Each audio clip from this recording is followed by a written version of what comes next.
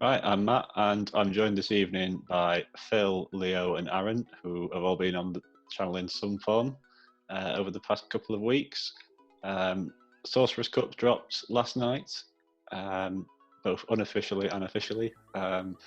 So we've had sort of getting on 24 hours to sort of stew on the rule set and what's going to be available. So we've each come up with a pick that we think might be interesting, and we're going to try and put a case forward for it being good, and then the others will try and either disprove each other or support each other. So I'm going to start, and I've picked Quillfish. I've picked Quillfish because the water gun damage I think is going to be really, really handy. It looks to me like the dark poisons are going to be solid safe switches. And I think, well, judging from the sims I've seen, even Medicham might have trouble powering through a lowland muck with the Snarl and Dark Pulse. Toxicroak less so, but I think it's going to be quite a bulky cup, and I'm not sure how I feel about Toxicroak. So I think having something like Quillfish that has neutral damage certainly can beat Skuntank as a counter switch, I believe, as long as you don't let it get too much. As long as you don't let Skuntank get too much of an energy advantage. And if you have a decent IV Quillfish, you can switch in on Muck very quickly, admittedly. And certainly you stop Muck switching in on you. And when there's such a limited range of things that can beat Muck, Alolan Muck this is, in the two shield scenarios with a bit of energy, it's perhaps more important than counter switching into the Muck. Perhaps more important than that is stopping it from switching in the first place, or stopping it from safe switching in the first place. So I can sort of see a meta developing where leading things that will manage Muck will be a bit of a trend, just to make that dangerous safe switch from a Alolan Muck less prominent against you. There's a nice thing about Quillfish with the poison typing. It can also stop the charm users from winning in two shields as well. And between Fell Stinger, Aqua Tail, Ice Beam, Sludge Wave, Acid Spray, there's a lot of moves there, so you can kind of fit it into your team as a 6-mon quite easily. If you're a bit worried about Noctowl, you can peg on Ice Beam in there. A bit worried about Azumarill, stick a Sludge Wave on there. If you want to be really bold and win switch advantage, you can stick Acid Spray or Fell Stinger on there to play the two shields out and really chip away with the water gun damage. So I think it's versatile in how you can fit it into your team, and I think that's quite valuable, especially when you're trying to figure out how your opponent's going to use things. So anyone got any thoughts on Quillfish? I like it. I'm convinced. I think that you make a good point. Having something that's already good against safe switches stop making them a safe switch in the first place. And then I think the only thing you're forced to deal with is like just hard losing the leads for something like Bronzong or Hypno of Confusion. Because of course if they switch that in, you'll probably have your own dark/poison in the back that could deal with that as well.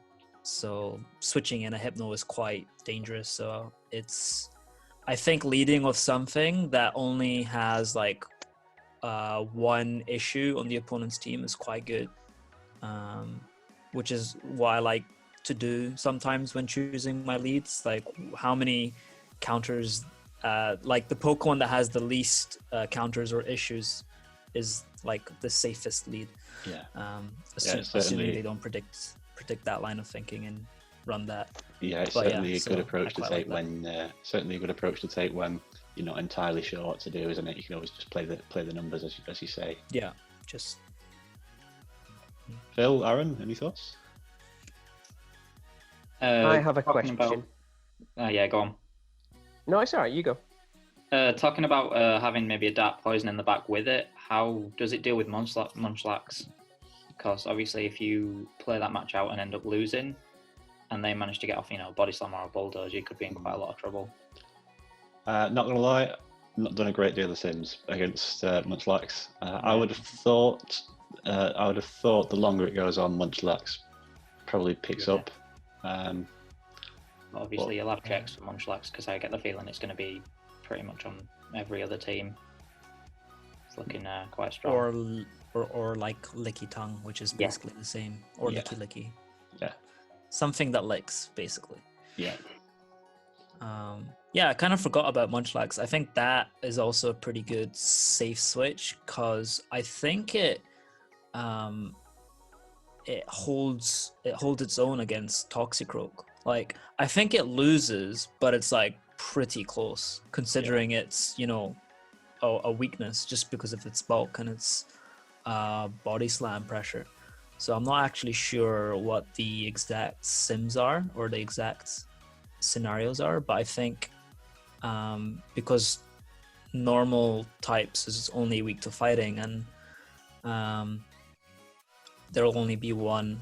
I think maybe running double fighter might be a bit crazy. I was thinking of doing that, but I think normal types will be a good safe switch as well, so long as you have enough counters for the fighting in the late game. Sure. Yeah, Munchlax is strong. I ran Licky Licky in Toxic. Rose. Very, very safe switch. But I'm preferring Munchlax now I've got one. Fair. Very clever. Did you have a question on Quillfish, Phil? Yes, and I think I've got an answer. Okay. Beedrill. Let's face it, it's going to be Community Day next month. I hope so. Drill Run. Yeah. Hey, Does it beat the Drill Run B? Does it beat the Drill Run B? Couldn't tell you. I've just ran it. Okay. It's not very tanky. The water guns might be able to kill it before the two shields run out. Exactly. One shield, yes. One shield Don't definitely. even need to bait. But yeah, two shield, you're right. Yeah. Water gun just cut straight through it. Yeah. And I think another answer to that is, if it comes to building a team, and I think if I end up thinking that Quillfish is the bee's knees, I think it's a case of doing my weighted tournament before Community Day, and then I don't have to worry about it. Yeah. Yeah. It's interesting. So what was your pick then, Phil? Mine was Wigglytuff. Wigglytuff. So tell us about Wigglytuff. Because you've already mentioned how the dark poisons are going to be the most common safe switches. In two shield scenarios, the Charmers just rip through the dark poisons regardless. Now, you might come out at a shield disadvantage, but if you're trying to win switch advantage, it's a given. And the only thing in two shields that actually beat it are things like Quillfish, the pure poison types, not the poison dark ones. I think the poison darks are going to be popular. So poisons which aren't poison dark, just a necessity if you're going to be worried about Wiggly. So things like Skuntank, Alolan Muck, things like Drapion, which I don't think we'll see much of. Yeah, Drapion's banned because of its 75k. 75k, fair enough. And Muck will probably have Snarl, so it probably won't be an issue for Wigglytuff at all. Well, it's interesting you raised that, Leo, actually. Sorry to interrupt, but... Poison Jab's got... Yeah, Poison Jab with Acid Poison Spray. Jab. We could see a few Mucks of Poison Jab. And we could even see normal Muck as well. Mm-hmm. For sure. And that has Thunder Punch, which might be an issue for your Quillfish too. That's true. That's very true. My friend sent me his team already, Wow. consisting of 6 poison types, which is quite interesting. He went 2-2, so Okay. apparently he said it should have been an easy 4-4. But I think his plan was to basically predict confusion and fighters, because if you're running all poisons, you know exactly what they're going to run. So it was an interesting train of thought. Well, I hope your friend running doesn't run into forwards. Mudslap Kangaskhan. Mudslap Kangaskhan. Surely that's 75k, right? I'm pretty 50K. sure I gave that No, it's legit. It's 50k. 50k. Yeah. Oh. Yeah. Mudslap Kangaskhan. I like that. No, but we were talking about Wigglytuff Yes. and Poison yes, we were. Jab. Yeah. So even with I think for sure like whether Alolan Muck has Snarl or Poison Jab is obviously you'll have to run into it to find out, but the move set for Skuntank is always going to be Poison Jab, absolutely. And so you're saying that even with those super effective fast It's moves, still wins gets it. 2 shields. But I You think might be you'll be down a shield. you might be at a disadvantage, yeah. But if you gain that switch, you can then land your mons. Yeah. And I think if you can maybe use one shield to see if he has Sludge Bomb, because I'm tempted to run Skuntank with Flamethrower for the ice types. Yeah. Depending how prominent ice types are, because maybe the only ice type everyone will have is Frostlass, and Crunch will work for that just as fine. But if we see Piloswine, Alolan Sandslash, Glalie, which has Shadow Ball, which is quite interesting. Definitely learned that the hard way. But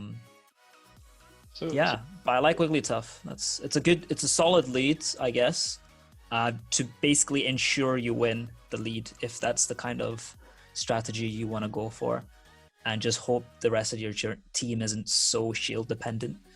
Maybe having like a normal type in the back. Munchlax. Yeah. Or bulky things like Hypno or something. Or Licky Glicky. Yeah, if you can take care of their fighting, you're kind of good to go.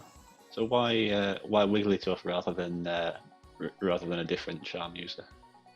You're gonna see people with Haunters, Frostlass, so there's gonna be Shadow Balls everywhere. So I love Wiggly for that. Yeah, that's good. Resisting that ghost with its normal typing. So yeah. Yeah. Fair enough. Yeah, What enough. about Golbat with Poison Fang? I'm pretty sure that'll lose. Yeah, it does. That'll lose to that. Golbat beats it, yeah. So that's literally one of those 23 single poison types. It's in there. Yeah. But you did say Poison Dart types, no, Yes, and not yeah, pure poisons. So, Yeah. yeah, so it beats the dark poisons. Yeah. But the poison flying, the poison Tentacruel. water. Yeah. Yes, the poison water and Quillfish. poison grass. The poison grass. They're the only things that beat it 2 shields.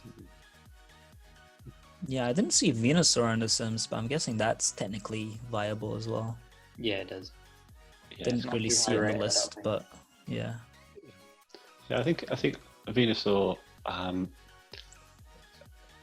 think It's just too much poison. Yeah, and if we see a Azumarill popping up, all of a sudden it might be that Venusaur picks up again. But the poison types that aren't grass type tend to do fine against Azu anyway, don't they? Wigglytuff, fairly interesting pick. Even Bronzong and the Sandslash. What, it beats Bronzong and Sandslash in twos? Like super close. We're talking matchmaking rating of like 470 something. So Yeah, Charm hurts. Yeah. Any temptation to run two Charmers, but then run Feint Attack on Wigglytuff Oh wow! to catch out that Bronzong if it becomes big? I don't like that. No. That looks wrong. That sounds wrong. I think Snarl Gramble's got more merit, surely. Yeah, quite possibly. Snarl Gramble. Yeah. Leo, your pick was Alolan Sandslash. Alolan Sandslash. Just looking at the typings yesterday, and just like thinking of random Pokemon in my head. Like I immediately thought, Toxicroak, Noctowl, Munchlax, Hypno, the dark poisons, they're all going to be, very, very good. And then I was just thinking of ice types, Frostlass, what else? Alolan Sandslash. And then I'm like, that's a steel type. And then hold on, that resists poison, that resists psychic, that resists fairy, and that resists, what's the other type? Normal. As well. So it basically has resistances to the entire meta, which is pretty solid if you think about it. Obviously it's double weak to fighting, but Toxicroak is double weak to psychic, and you still see that in like every lineup, because if you can line it up in the right way, you can take the game. And I think it's the same thing with Alolan Sandslash. If you can, you know, I guess every Pokemon battle is about lining it up the right way. But I think if you can, like, for example, if you ran it in the lead and then have double Toxicroak counters in the back, like a Hypno or a Noctowl, I think you're pretty solid, I think. Yeah. Yeah. There's not much fire about, is there? If any. There's no fire. The only fire I can think of is Fire Punch on Hypno and Flamethrower on Skuntank.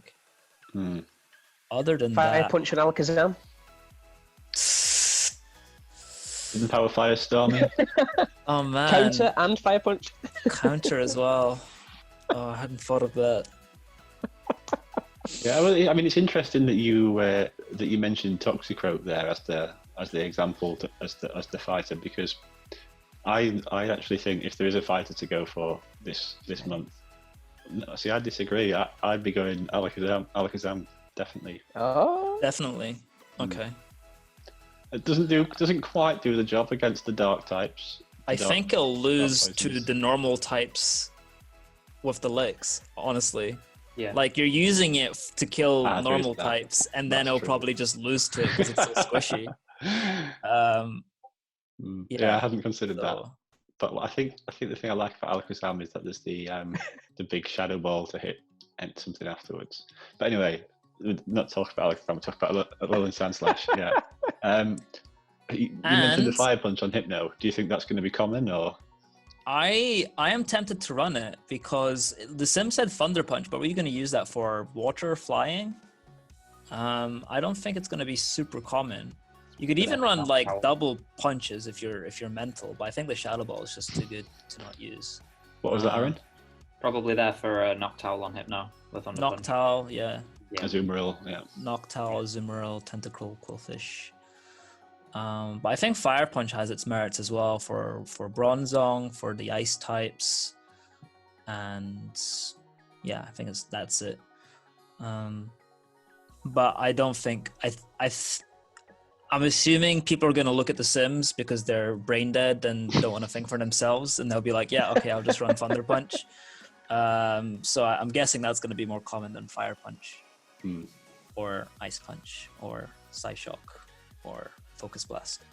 Yeah, and no concerns with Alolan Sandslash that in a meta where Azumarill, Medicham, and Hypno are all available, is there not part of you that thinks that people may just automatically default to running a line of 3 of Azumarill, Hypno, and Medicham just as a go-to? Because if that's the case, it renders Sandslash useless. Is that a concern at all? Azumarill, Hypno, and Medicham. Medicham. Yeah, it'll definitely lose to Medicham. I'm assuming it loses to Azumarill just because it gets outbulked by it. Yeah. Even though it resists all its moves. Yeah. And it the resists neutral as well. Yeah. Yeah. Unless it's running Hydro Pump. But I'm not really sure what the optimal typings are. But I guess there's an argument for all 3 moves. But yeah, I'll have to see what the sims are for Azu, and because I'm pretty sure it can take a few shields off it as well. But beats also, Hypno in equal shields. It beats Hypno. Oh, okay. Yeah, I assume so, just because of those confusion resistances. Yeah. I think I would run Ice Punch and Bulldoze on it for those steel types. Yeah. And the poisons, obviously. Yeah, and what Phil was saying about Beedrill, this also applies to a Lowland Sandslash. Because if a Lowland Sandslash gets Shadow Claw in this meta, Yeah, that I think could that'll really, be pretty crazy. Yeah. That'll definitely make the Azu matchup a bit better because it won't resist the Powder Snows anymore. Yeah. But honestly, I think it's going to be a toss-up between Ghastly and Weedle, to be honest, for Community Day. Hypno definitely needs Fire Punch. Yeah. 100% needs Fire Punch. For, like, in general for this cup or for alone? Yeah, for the Sandslash? cup, but specifically for the steels, Bronzong and Sandslash. Yeah, I agree. So you heard it here first. PhiliJimBob's running 500 on his Hypno. It's just whether I'm running Focus Blast or Side Shock or... Fair. All right, Aaron, Linoon, really left field pick here. Yeah, I had a look at it and it picks up some really close wins, but against a lot of the top 10. Like against Sandslash, it's IVs. You can just go straight Thunder in the one shield. Beats Hypno, straight Grass Knot. Can pick up the Munchlax match, straight Grass Knot.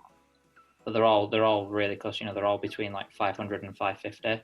Right. But still, with a bit of an energy advantage in the one shield, it jumps to like 75% win rate, which is, if they've not got the picks in the back, it could be game over at that point. Obviously, it'll beat Azu, regardless of moves, picks up the Bronzong match. And even with the resisted Shadow Claws against the normal types, it still picks up quite a few. Like, I think it needs 1 or 2 Shadow Claws to flip the other Lick matchups, so Licky Licky and Licky Tongue.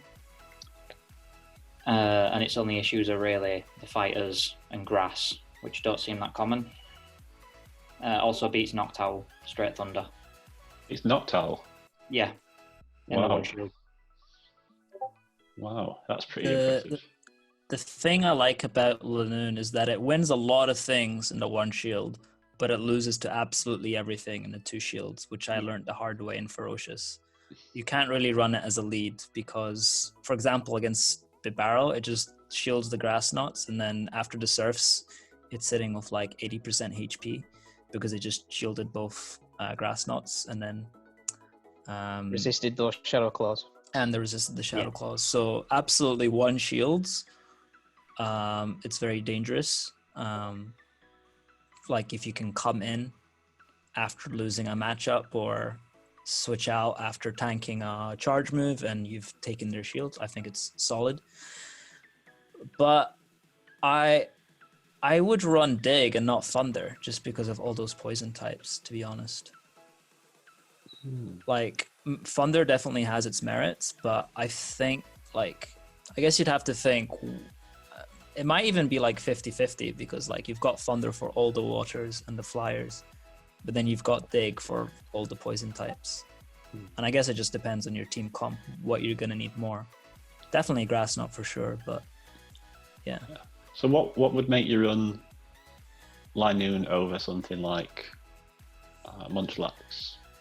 Or even something more aggressive like Zangoose, for example, with the close combats and Night Slashes? I think I'd probably run both. Oh, okay.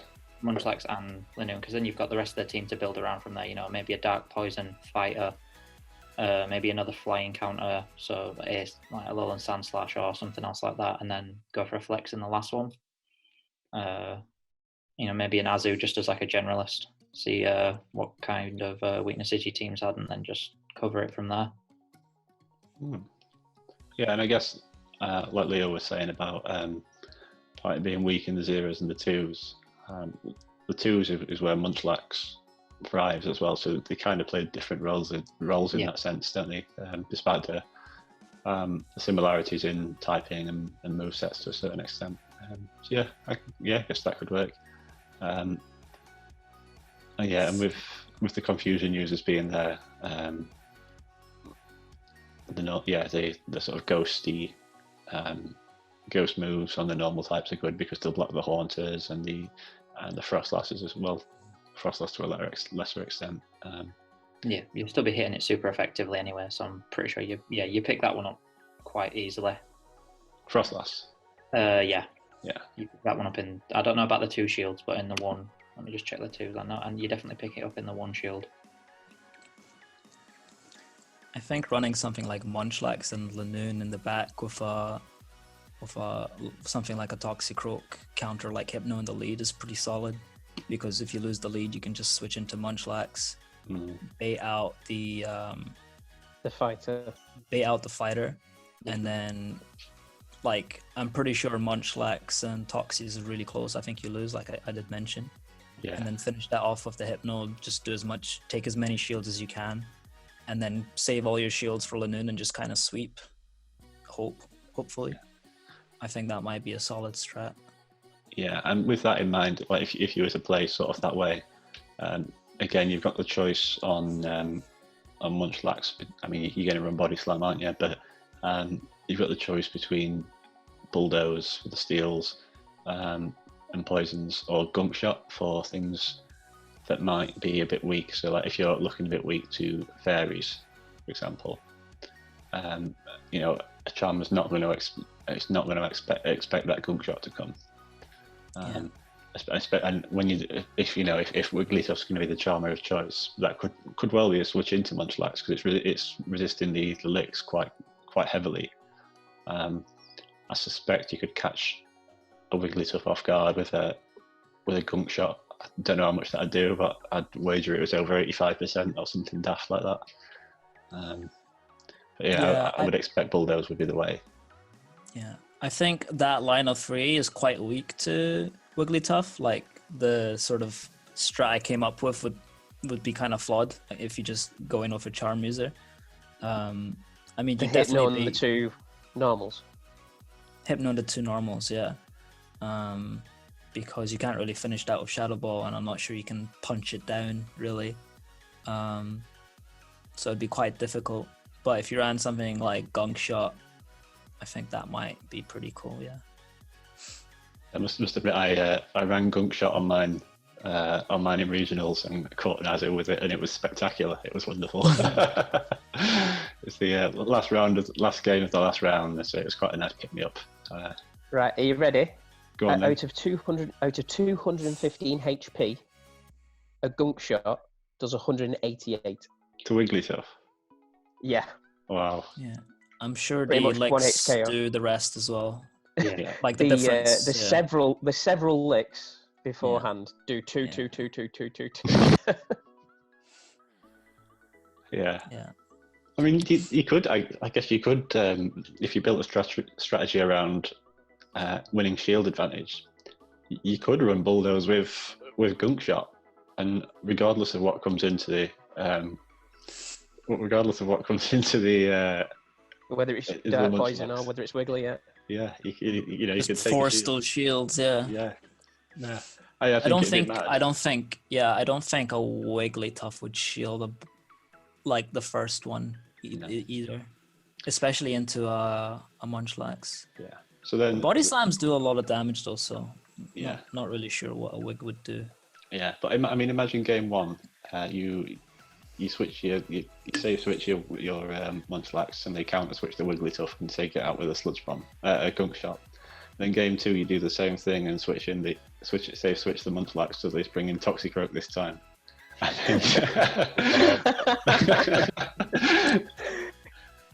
the way, I've got Bulldoze as well. Yeah. I think the Toxie would shield the Body Slams regardless, because it's not very tanky. So much. Yeah, it was something like an Alolan Muck or a Skuntank, then perhaps.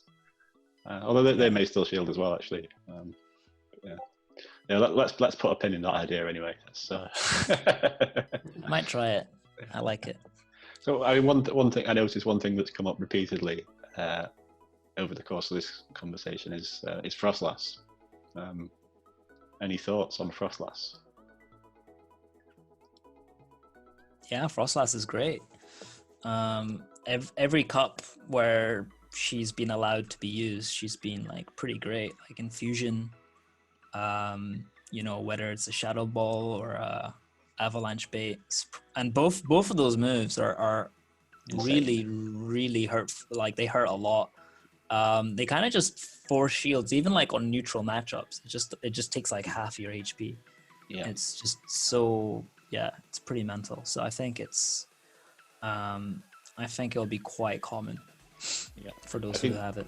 What appeals to me about it is that there's a lot of things that kill the fighters in this cup. There's a lot of things that kill the fighters. And when you look at ghosts as one of those potential options, correct me if I'm wrong, but I think other than Haunter and Gengar, there is only Frostlass there. And with Haunter and Gengar losing to the Confusion users, which may or may not... Sorry? Very quickly. Yeah, very quickly, yeah. And the Confusion users may or may not become popular, who knows, but I kind of think that puts Frostlass in the prime position as Ghost type, even if it isn't, doesn't have that immediate Shadow Claw threat that Gengar or Haunter have. Mm. But we'll see. Certainly one of my favourite Pokemon to use this cup. So are there any picks that anyone's particularly looking forward to testing out that's just a favourite thing that they've used in the past and they think might come up again? I built a Munchlax yesterday for the first time. So you're going to be running... in practice, at least, yes. Yeah, fair enough. Cool. Right, well, let's leave it there then. That's some interesting points come up. Oh, go on. Wobbuffet.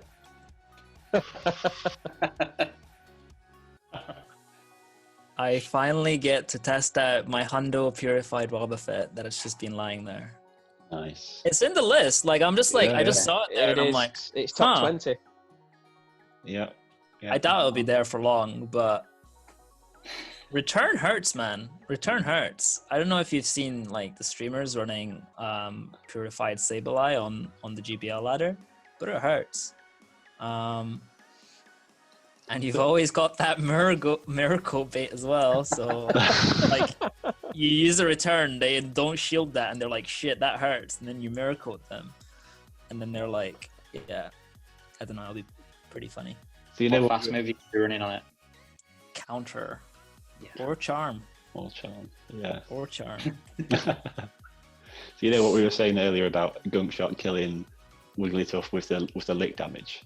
I had a look at a Purified Kadabra earlier with Return, and if you run Psycho Cut on it, that does...